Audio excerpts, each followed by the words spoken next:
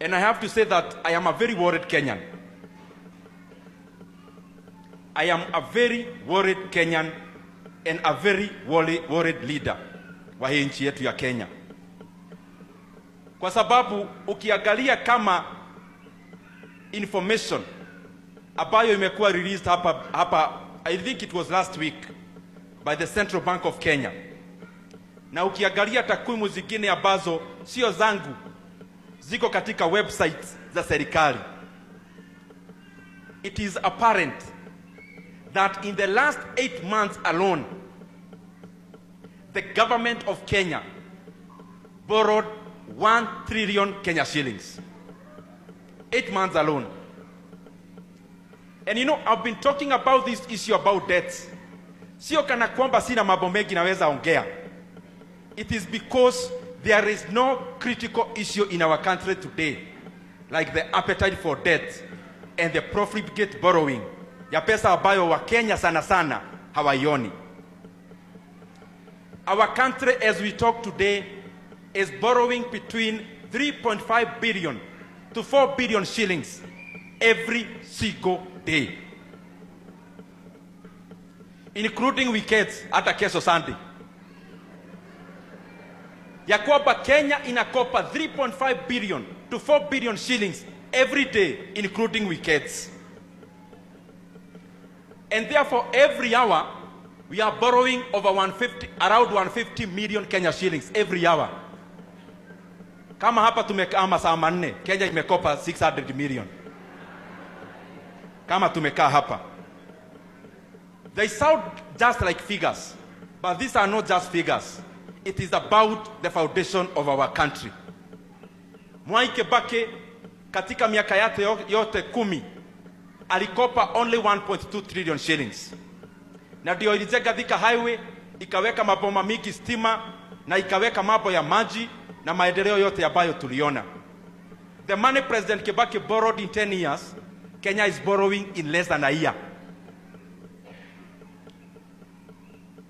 Na ya kuhuzunisha ni hii.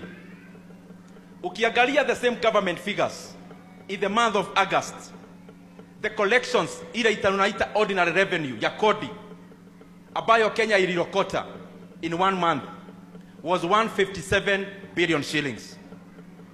Lakini pesa serikali ilienda kulipa interest rate ya madeni ilikuwa 120 billion shillings.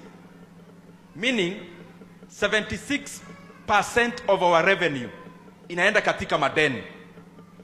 Katika miezi mbili financial year ya July na August, ile pesa ya Kenya ilichukua kama ordinary revenue, I think it was around 380 or so, 320 something or so.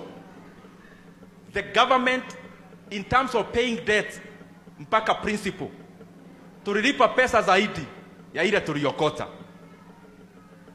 You know what I'm trying to say?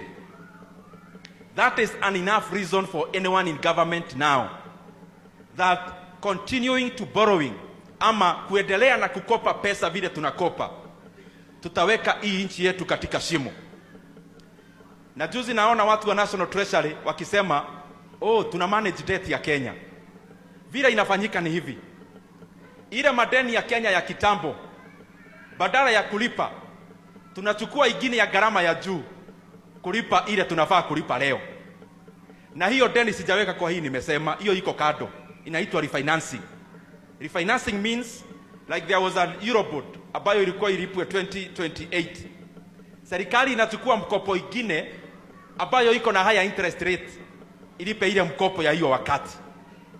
Na njira nguhi uria ndirageria kuga, bururi wa Kenya twaga gucenjeria gacira ni tukuingira irima. Ndaigerirwo ni bururi ta Sri Lanka, ta bururi ta Zambia na mabũrũri mangĩ tuonete makiingira irima. Na mimi nauliza watu wote ambao wako na nafasi ya making decisions for our country. Governance principally are two things: economic management and political management. Economic management is the structure of governance. Ni kama ile chuma ambayo imejenga ujenzi kama mjengo ya nyumba. na ukianza kuona kuna crack katika nyumba, you do not call a painter wa kupiga rangi katika hiyo nyumba.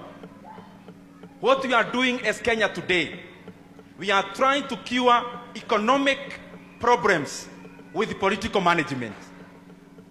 We are thinking kama nchi ya kwamba kila mtu akinyamazishwa, chukua hii cheo, chukua ile, chukua ile. We are lying to ourselves that we are providing any solution for our country. We are not.